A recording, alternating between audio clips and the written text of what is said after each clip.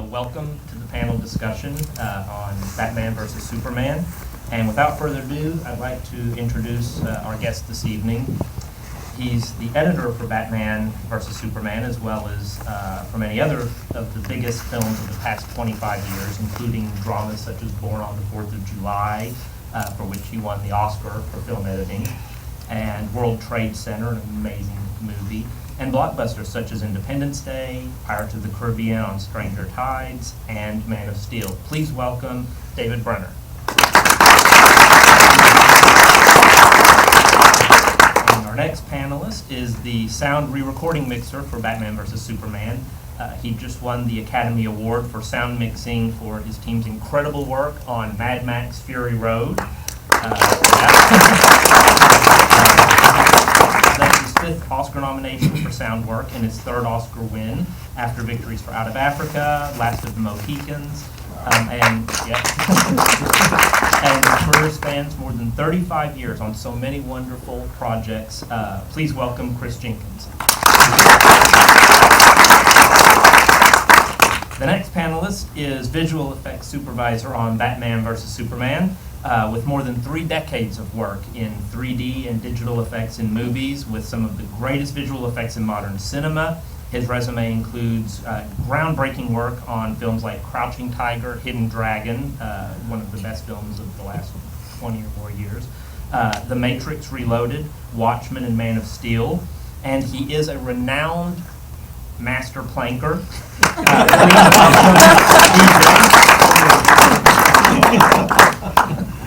And our final panelist for this evening is supervising sound editor and designer for Batman vs. Superman. For nearly 40 years, he's edited, designed, and supervised sound and sound effects for some of the biggest blockbusters, including the film Road to Perdition, for which he was nominated for an Academy Award for Best Sound Editing. He's done some of the biggest blockbusters and A-list films in the industry, and has partnered with Zack Snyder for all of the director's live-action feature films. He also supervised the Oscar-winning sound editing for last year's Mad Max Fury Road. Please welcome Scott Hecker.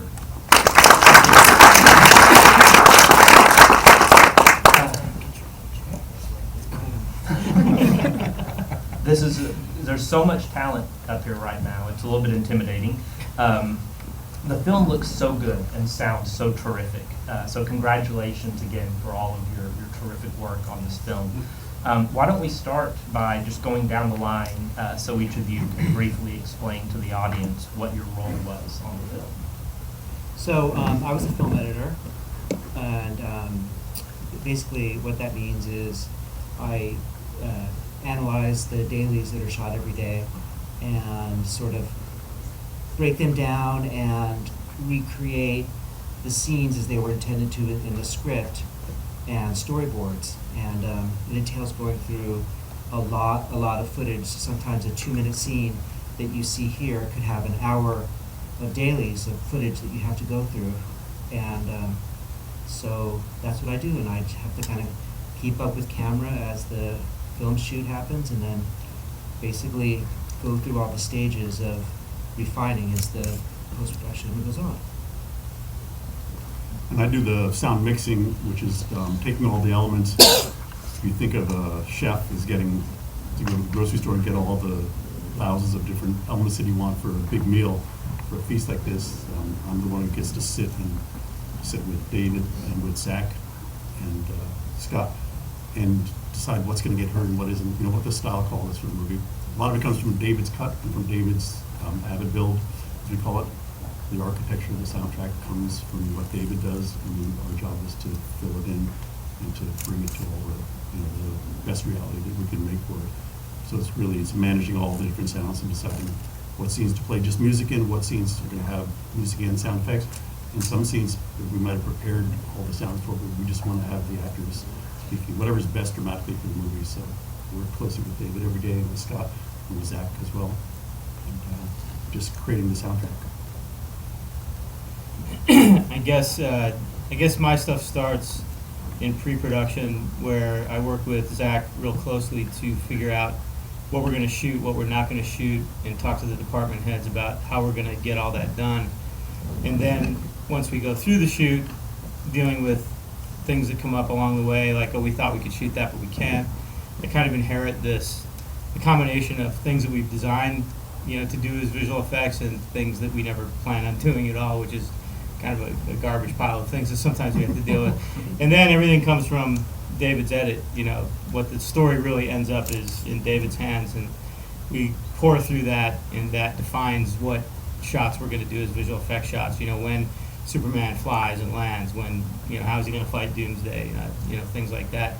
And basically, from that point in post, we just keep piling on detail after detail to make these guys' lives a living hell, because we constantly change what we're putting in, or how much we're putting in, and I'm sure they think, oh, that's done, and then it's not right up to the last minute. But that's kind of how we all work hand in hand at the bitter end.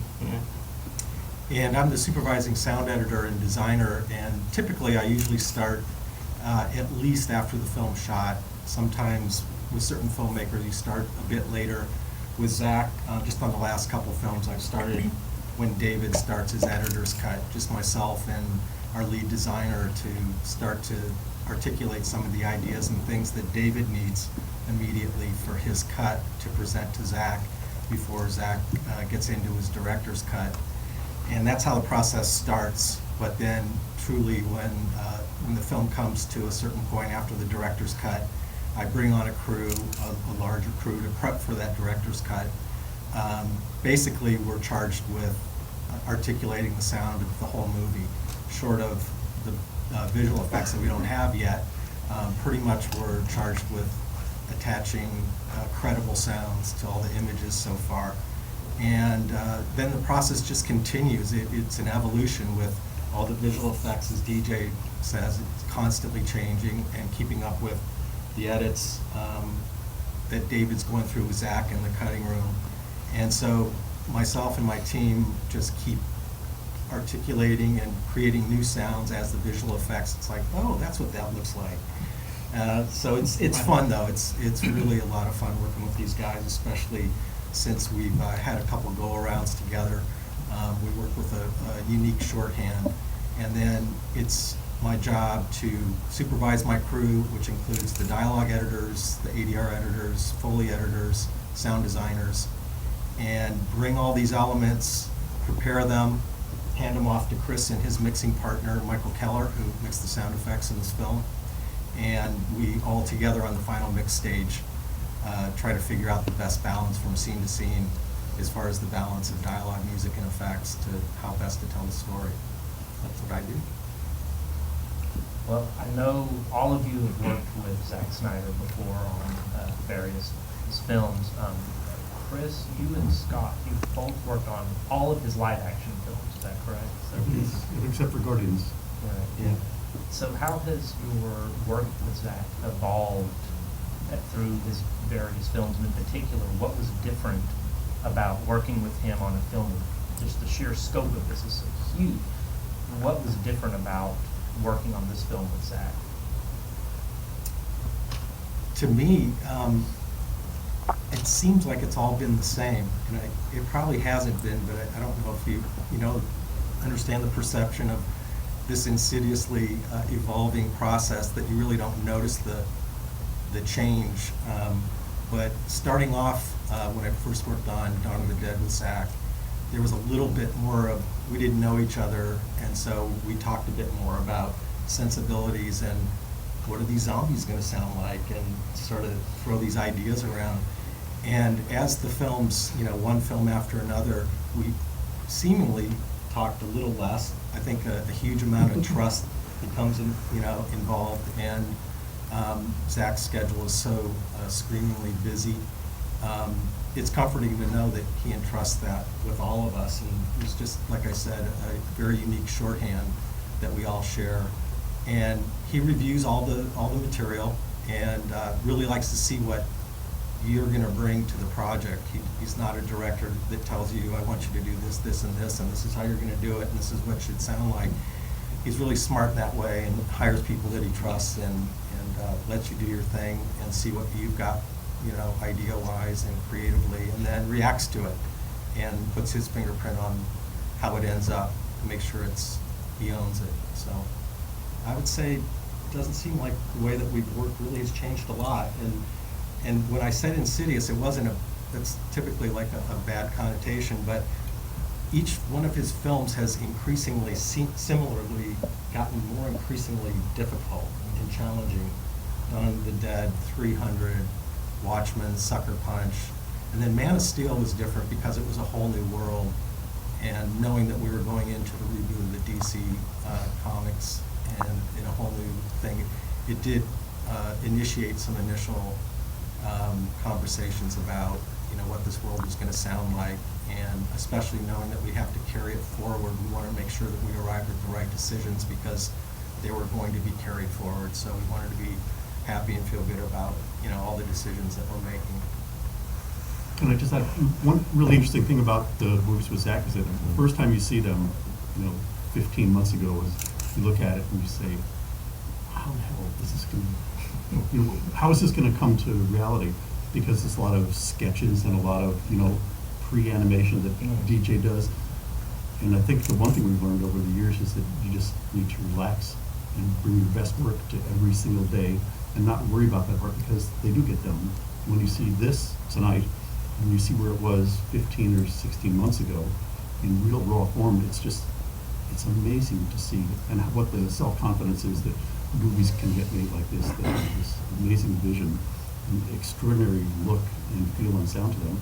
And that's one of the things that I learned is that he's capable of doing as an artist, he's capable of creating something that, a year ago it wasn't there. And it wasn't because it was struggling, it's just that's the evolutionary process of these movies. And once you just stop worrying about that, you do your best work every single day and you feel like they're going to get done, they're going to get done beautifully, and they're going to be unique. So that's one of the real lessons was just, it's amazing to see the artistry there is. What DJ does and what Zack does from a visual standpoint is extraordinary. So the sound in itself can be extraordinary as well. David and DJ, same question. Basically, you both worked on Man of Steel, and you worked on Watchmen as well. Yeah, I started with Watchmen. Yeah. So how has your working relationship evolved and what was different this time around? Well, I think for me, editors and directors work differently. Different kind of directors expect different things from editors, and so when you're first working with a new director, you have to sort of feel it out. For instance, some directors like in their first cuts a lot of sound and music, and for it to look and feel like a film, at least the one scene that you're showing them. Other directors like everything to be very bare bones and just to have production track and not to sort of try to buff out cuts with tricks because they want to see how the performances are playing in a very raw form. And also some directors like to see everything that they shot in the first cut, and other directors don't want to. They want you to make a lot of tough decisions the first time because they don't want to get overwhelmed by a 3-hour first cut, for instance. So on Man of Steel, I had to take some guesses because Zack didn't really. I asked him some of these questions, and he didn't really. He's just like, well, let's just see how it goes. So I would cut a couple scenes, and I remember the first scene I cut was from Man of Steel, and it was when young Clark Kent is in the classroom, and he's getting overwhelmed by all this sensory, overload of the clock and the teacher and the heartbeat and everything, and I really just, produced the hell out of that, and I just really put a lot of work into the cuts and just in the sound, and he really dug it, and I was like, oh, and I kept everything in, I didn't cut anything out, and he liked that, so I was like, okay, that's what I'm going to do, and basically, after doing that and realizing that he liked that, and that although it produced a very long first editor's cut because he liked everything in there, we knew that we could get to a point where we can get it down to a feature-length film that you could sit through. So once we knew that our working relationship could produce that, we both felt comfortable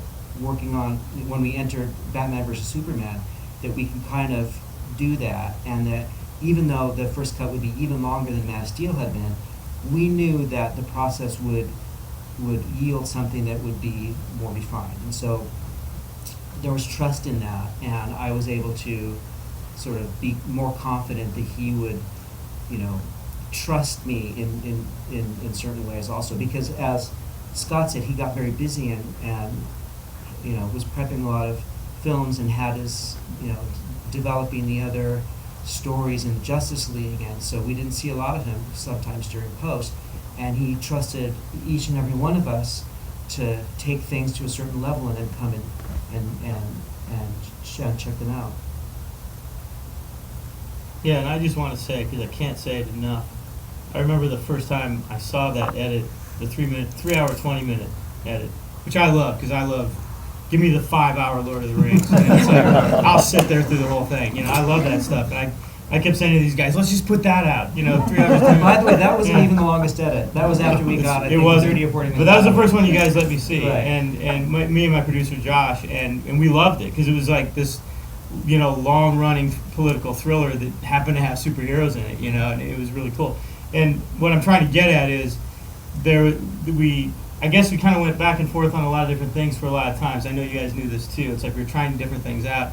And like David said, I think, I feel like there was a month where you were like alone in your think tank, sifting through all the ideas that you've gone through with Zack, and you pulled it together. At the end of October, I remember I watched this version of it, and I hadn't even done all my work in it yet. I was close, but not quite done, and the sound wasn't quite done.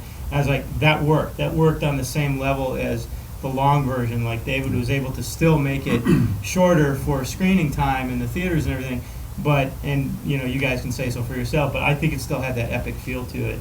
And it really made me happy. And I always give David total props for that because it's an amazing feat, I think. It's true, they work at 4 hours. We see them the first time and they're 3:45 or 4 hours of running time, and you say, what are you going to lose? Right. There's stuff that you love in that, and to get it down to running time where it is now. They kind of work. I mean, although the funny thing is, like, the way these movies are, when you watch a scene,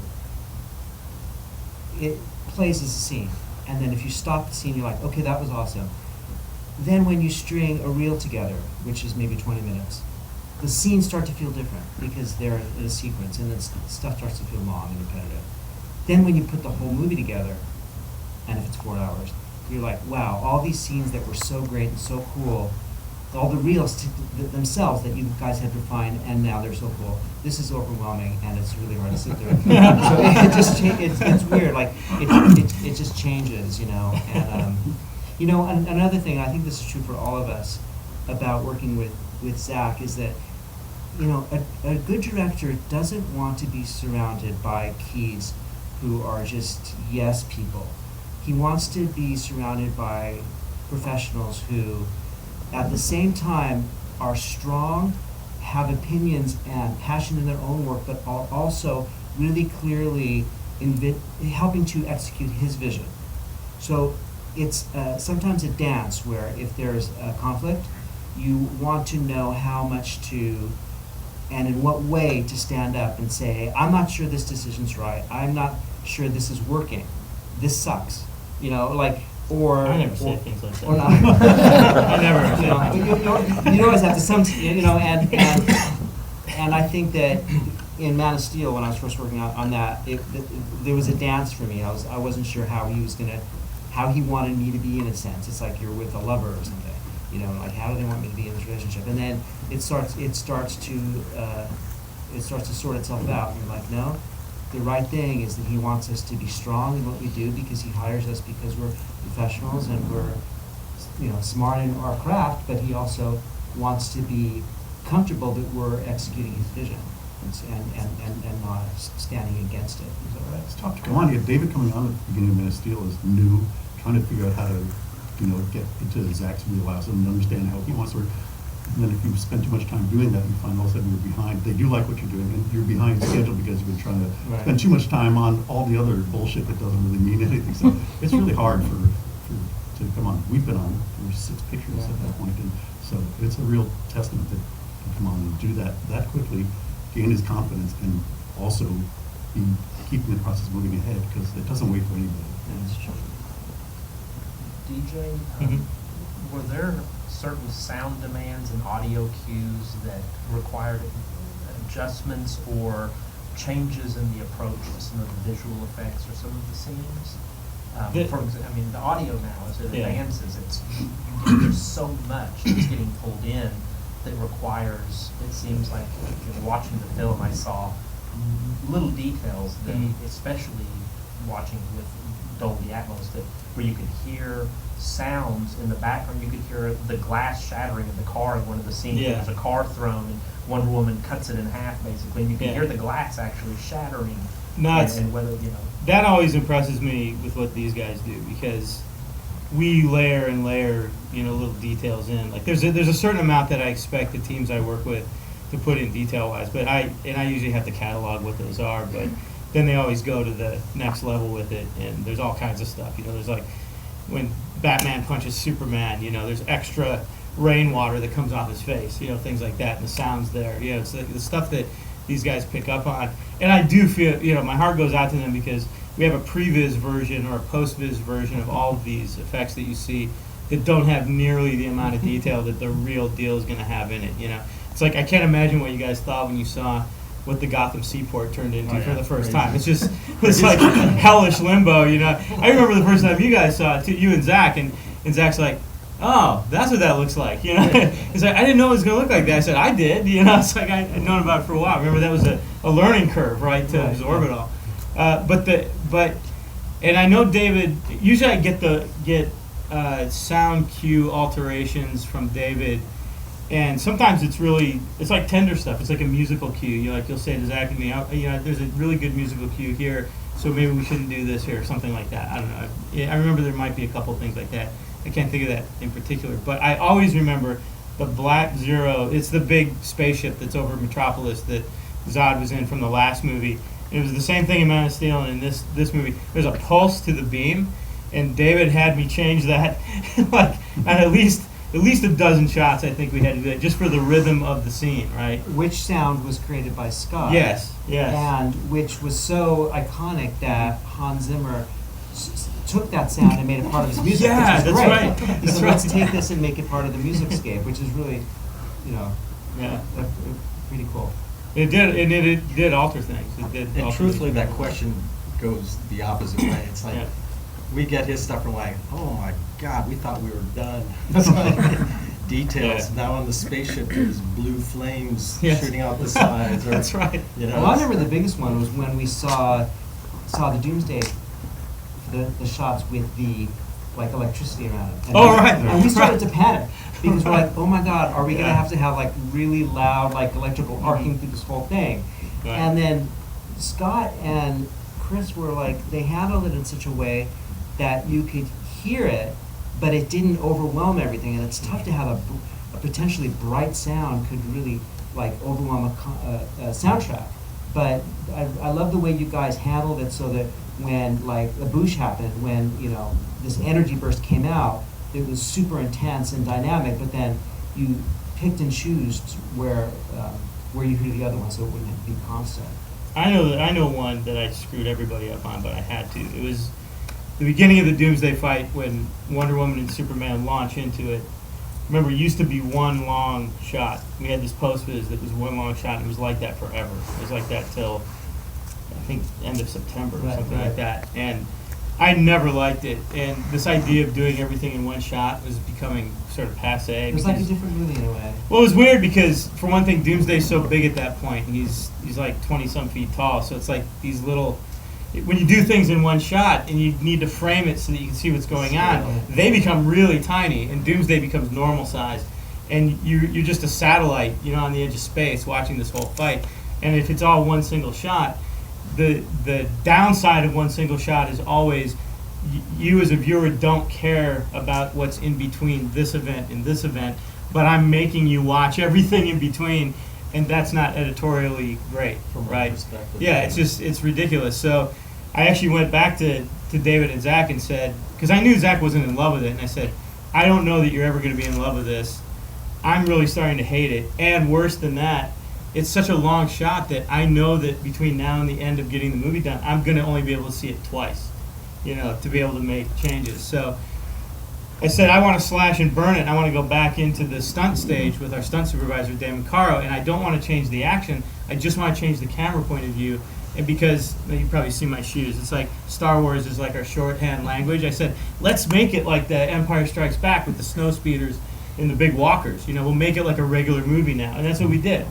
It's actually, you know, Wonder Woman leads the charge, and it's like, it's normal cuts to show you the scene, but the advantage is now you can be down with the characters and you look up at how huge Doomsday is and kind of play with the scene in a normal cinematic way, which it always should have been. It seems obvious now, but that's actually one section I'm most proud of in the movie, because you know, we did shift gears and we weren't afraid to do it. Man, we couldn't believe at this late. It was really late in the game. Really late. Wait, are they really going out to the stunt stage with the camera, the video camera, and doing this? And we're yeah, we did. We took a still camera and we'd have the stunt guys, you know, do a pose over here, and we go click. That's what that's going to be.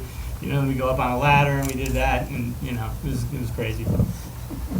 All very late in the game. But the good thing is we had the world already figured out, so we weren't figuring everything out from scratch, right? We knew it was this hellish landscape. We knew what Doomsday was. We had our digital doubles for all the characters, so we can kind of go in and out of reality and make it work. And you can also make it more sort of like Wonder Woman centric in a sense, because that fight is really, you know, since she has this entry into the film that so far audiences really seem to like respond to, you really wanted to see her close combat in a close, intimate way. Yeah, and I think you achieved that. And really actually, well. the way that scene moves, again, I think it's a lot of credit to you for what performances you picked, you know, for her in reality, because it's such a mix of, you know, CG and her. I always get the feeling when I watch it, like, she's actually enjoying cutting loose on this thing. You know, she's had downtime for 100 years, right? And where she's like checked out, and now she's like, I love this. I'm going to town on this. You know, it's really pretty. Yeah, fun. she's sitting on a plane. And she's like, okay, there's this creature on the. Yeah. That's close door. I guess I'm going to get off the plane. Yeah. It's fun. Watching it here, and this is, by the way, the third time that I've seen the movie, and I'm seeing it again tomorrow night. So Good for you. I've seen it 3 times in a week, and there are things that you can see in Dolby Vision, and things you can hear with Dolby Atmos that you wouldn't see or hear, and you don't see or hear in other theaters and in other screenings. And there are things that wouldn't really have been possible to see or to do necessarily. And I'm wondering, with this new technology and the advances that have been made, how the fact that you used to have to make compromises when it came to making a movie like this. If someone said, well, you're going to have a giant monster and you're going to have Superman and Wonder Woman fight this giant monster, and it's going to keep getting bigger, and we're going to nuke Superman, there would be compromises you would have to make because there's things you couldn't show, and that affects storytelling, right? And so could you talk a little bit about how the new technologies and how in a theater like this, for example, how it helps make it increasingly you don't have to make as many compromises maybe now? Well, everything we do is about storytelling. The really good artists in movie making are always on that. It's not about being dazzling or being cool looking or whatever. That's always an after effect of it. So I think in serving the storytelling, you have more cues to give people. In the sound part of it, there's more information that you can put out. And people are very sophisticated listeners these days, whereas 20 years ago, there was a kind of a fixed appetite and a fixed, level of comprehension for what you can put in front of people. And today, there's so much more information just because of the nature of our society.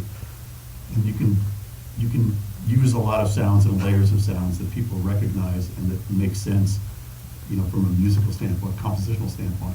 So getting technology like this that allows you to layer those things in a way that creates more space between audio events and sounds and these parts of music, like Hans and Junkie's orchestras that have, strings, woodwinds, choirs, high synths, low synths, percussion. They all have a place in your sonic, your toolkit, what you're capable of listening to. And the more space, the more you can represent those in a way that makes the listener find them more appealing, is better storytelling. So I think that the layers that we get with Atmos and with the soundscape that you can present is a much more natural environment. We don't hear things in a 5:1 field.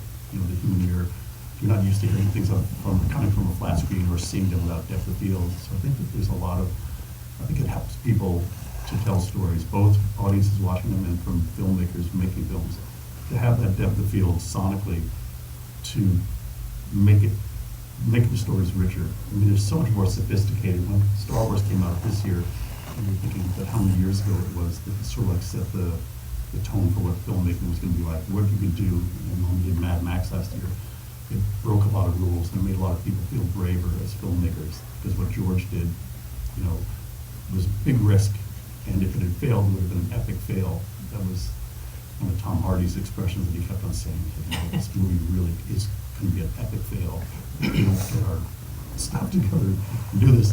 And it's because people do take risk, and George did put a lot more out there, and Zack does it, and DJ does it visually.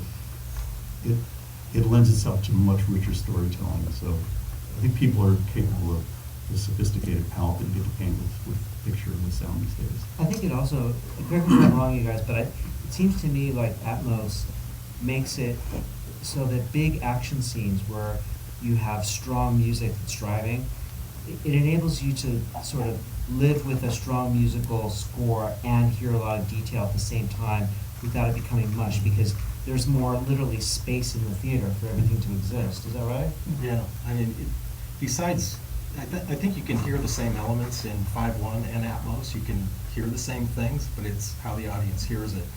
And truthfully, our brains are wired when something rings true and feels real, and we're in the business of suspending disbelief every day. I think that's really the main thing with Atmos sonically. It's amazing because that sound, the way we can make objects and put certain sounds in different parts of the theater and feel things fly over our head, your brain says that's real. And it really helps on that level. It's something that most people can't articulate, but I think that when you have that experience, you walk out and you're like, wow, that was amazing. It's like, you might not even be able to say why you felt any different than seeing the film in 5.1 or 7.1, but that's what it is. And I know that we have 3D now. You have to put the glasses on, but I can't wait for the day where you don't have to put glasses on, where you can see something in 3 dimensions as we do, because we've got the sound in 3D, and our brain likes that, so I think it's great. That was actually my experience. My first experience with Atmos was the final Hobbit film. In my review, I think a few times I kept going back to the fact that you said something flying over your head, and I was like, but seriously, the dragon was like 5 feet over your head. It's like they're putting sound in a space in the theater, and it's training. All of the technological advances are really training audiences to have a more sophisticated ear and to have a more sophisticated eye. So audiences are going to get used to the idea that the sound, they should have that visceral, very realistic reaction to the visuals and to the sound as well. So I guess in a way, it both enhances the storytelling, but it creates challenges for you. You have to meet those expectations, for example.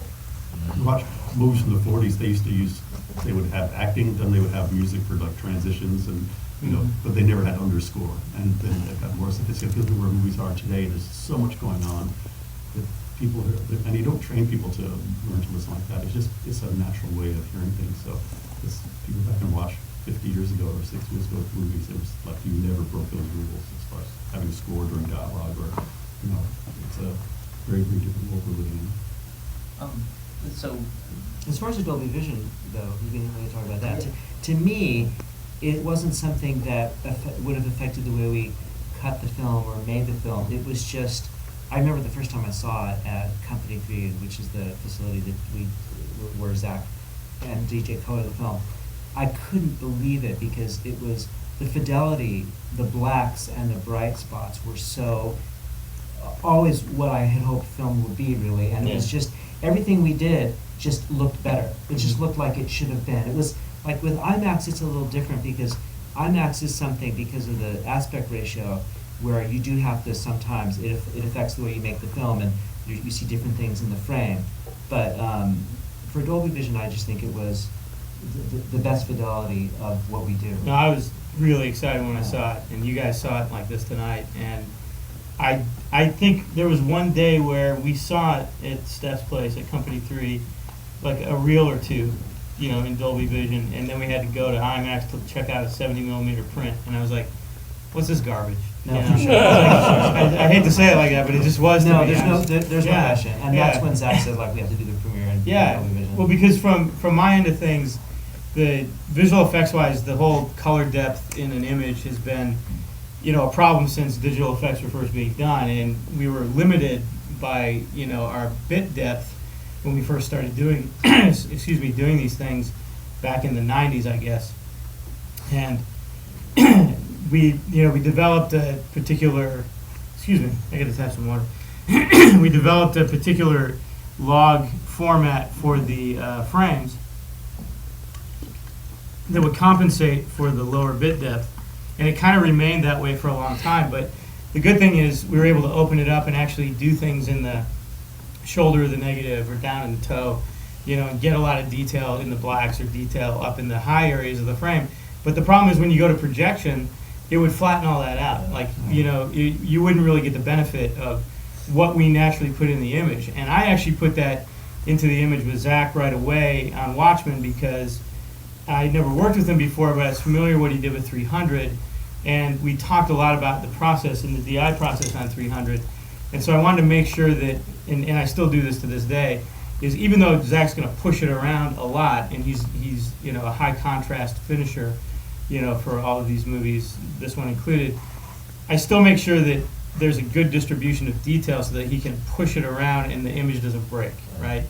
And that's the advantage of the Dolby Vision is you actually get all that detail back when you look at it. So when you're looking at Superman with his heat vision, going against Doomsday in his heat vision, that's a very bright frame.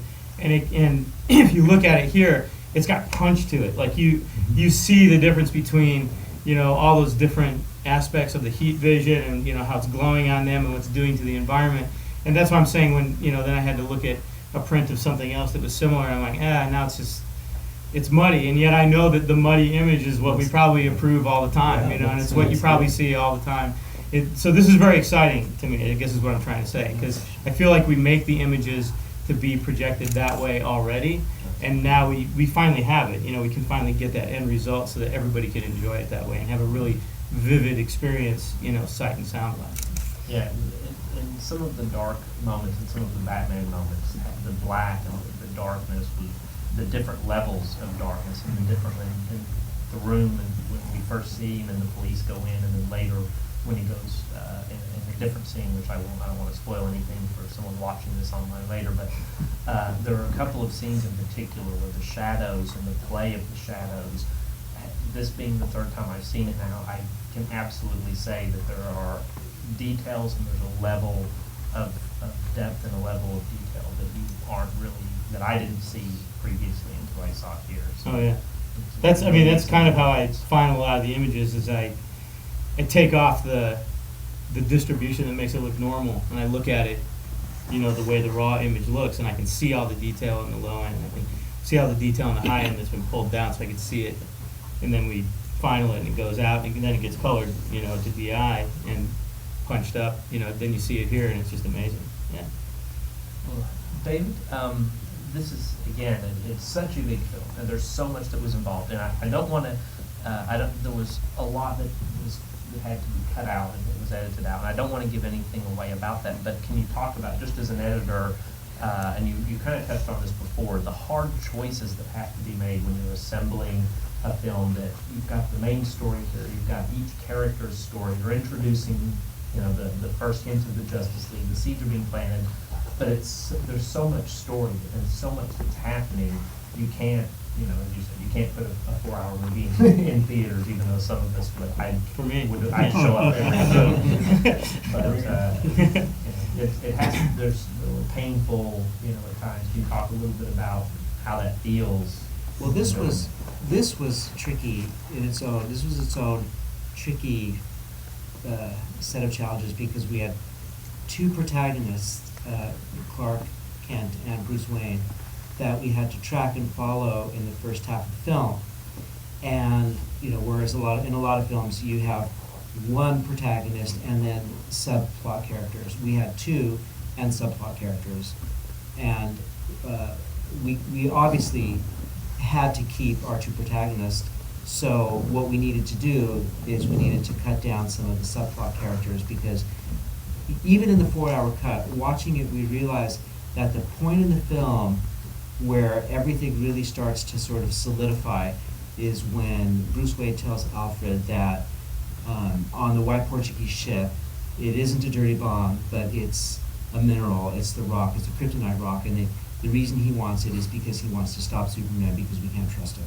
Because even if there's a 1% chance that he's going to change his mind, we have to protect ourselves against that. So it was clear that we had to get to that point. It always felt like we had to get to that point sooner, because right after that is the Batmobile chase, and action-wise, that sort of like kicks everything into gear, and next we come into the Capitol montage, and then the movie sort of like races to the end. So it was always really the first half of the movie getting to that, and so that was always the trickiest problem. And what we had to do is we had to. There were 3 characters that are in the film now that had more scenes, and basically we had to cut them back and then say to ourselves, does the story still make sense? In other words, can we get to that midpoint of the film with the Capitol event, and are we following it? Does it make sense? And if the answer was yes, then, and if the movie was still long enough, so that, we didn't want it to really be longer than this, then we said, well, the story works. And so luckily we're going to have, what's nice is that Zack's going to put out a director's, it's not a director's cut, it's an extended cut where we're going to put all those scenes back, where we follow those characters more, and I'm not sure when they're going to release that, but it should be interesting. So I think for this movie that was the main problem. And the other thing is, on a film like this where you have so much footage and so much screen time, sometimes you say to yourself, okay, what's necessary for story? And you always try to do a cut where you're like, we're just going to have what's absolutely necessary for story, and all the visual grandeur and epicness that's surrounded, like glue to those story points, will be there. And that's something that we tried to do. But also the trick of this film is that we're also setting up certain things in later films. So there's like this, these like a dream sequence or a fantasy sequence that may not be, you may not say, well, story-wise, is that necessary? But it is necessary if we step back and want to build a universe. So that was another thing that this film had. So we had to balance how much of that we had to keep in, how much would serve the story.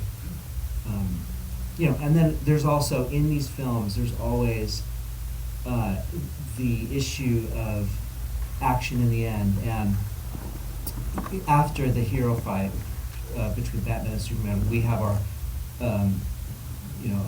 final confrontation, and it was always a little bit of a struggle to sort of get that down, because you sort of don't want to overstay your welcome in the last action beats of a long film. And this film is built like where it's not action heavy in the beginning. We do a lot, take our time with character for a long time, and then sort of like build into the action.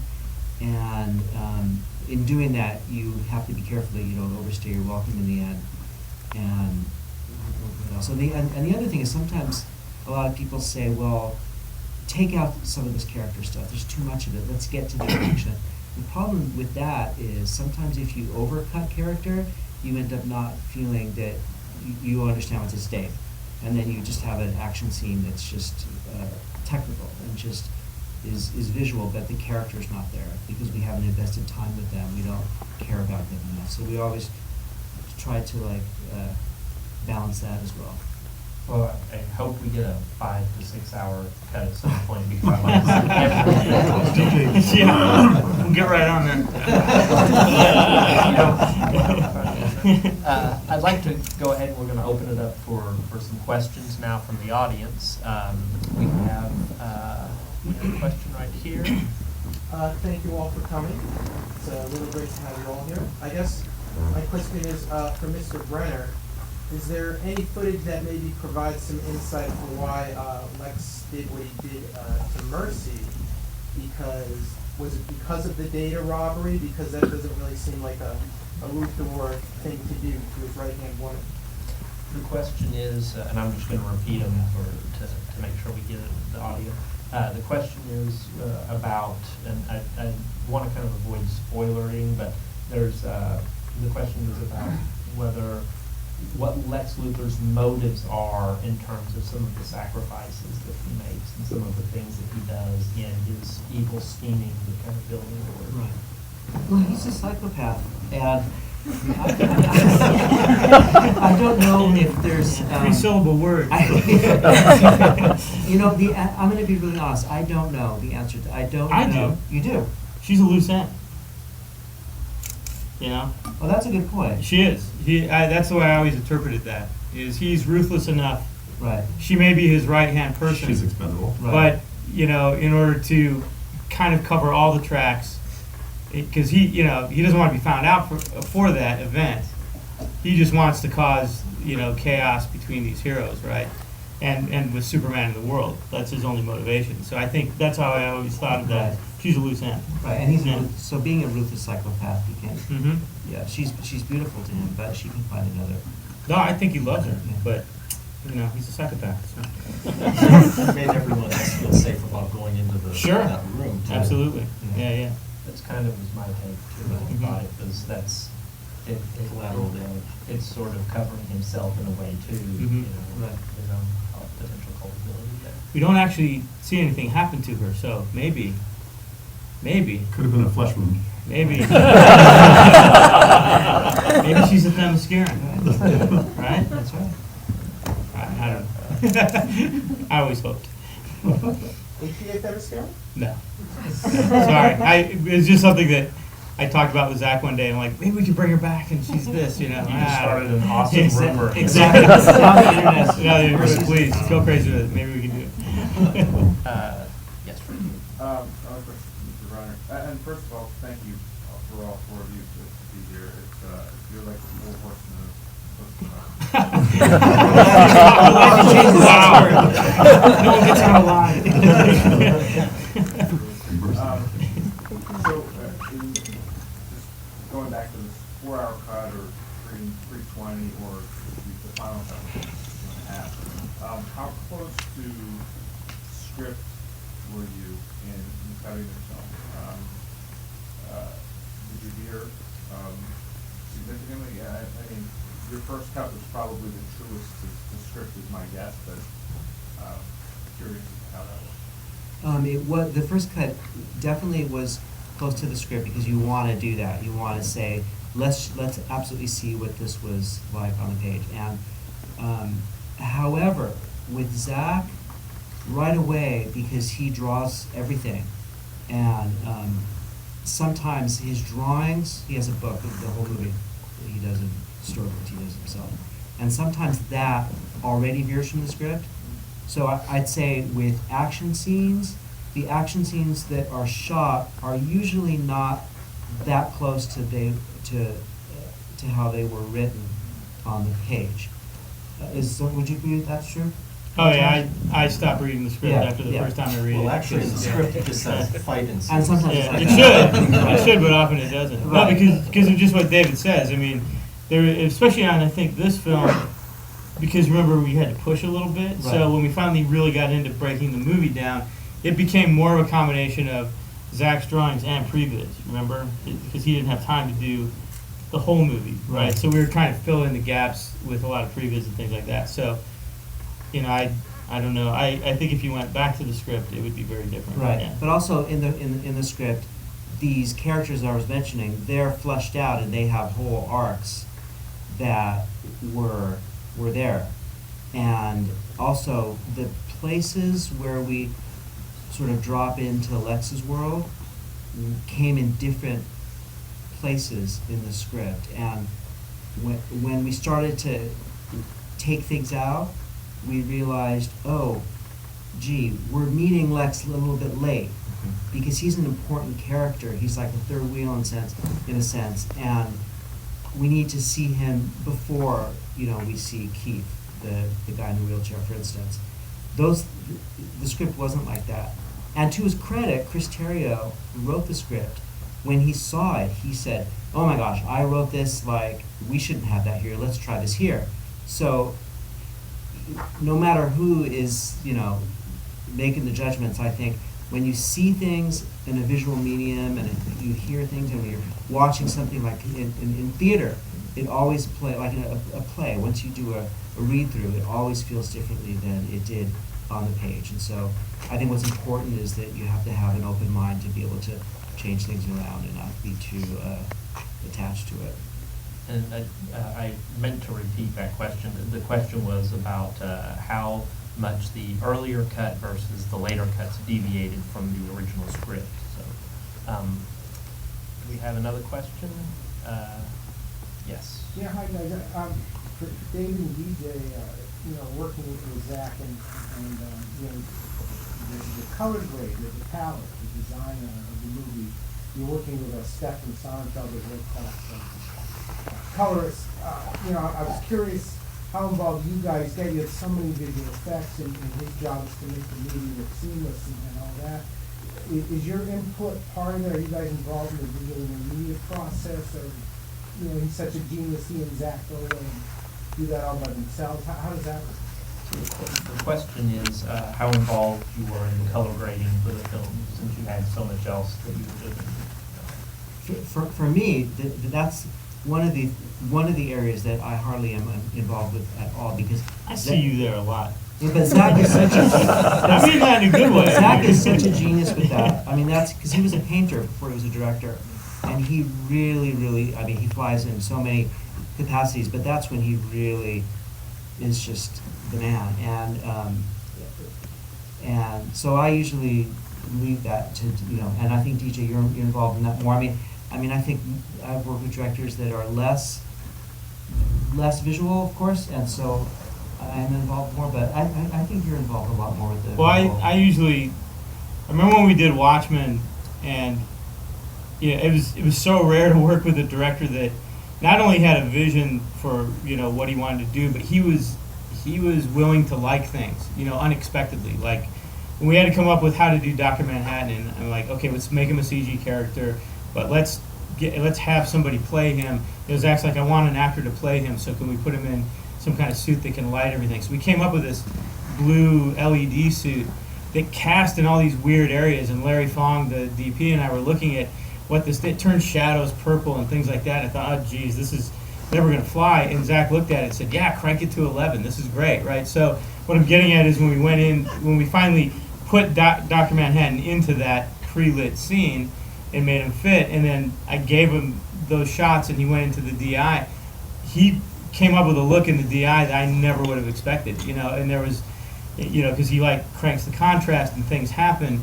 And so I really had to get over my preconception when I built the shot, with the team, what I thought it was supposed to look like, because it really was looking like what Zack wanted it to look like, right?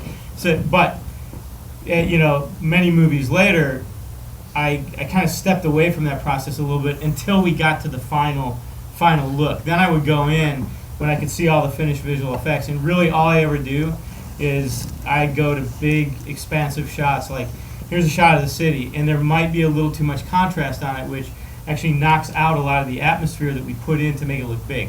That's really the secret. That's all I ever do. I go, here's a big space shot, so let's, kind of take out the contrast, let it just exist the way it normally did. And they would do it. Stefan would pull back on it. And city shots are that way too, because they can look like little models. If you take all the atmospheric cues out, everybody looks like they're on the same plane. That's really it. That's all I ever do. Well, and it's at the end, very end. Unfortunately, that's all the questions we have time for tonight. But I'd like to thank our guests again, David Brenner, Chris Jenkins, DJ, Scott Hecker. Thank you for being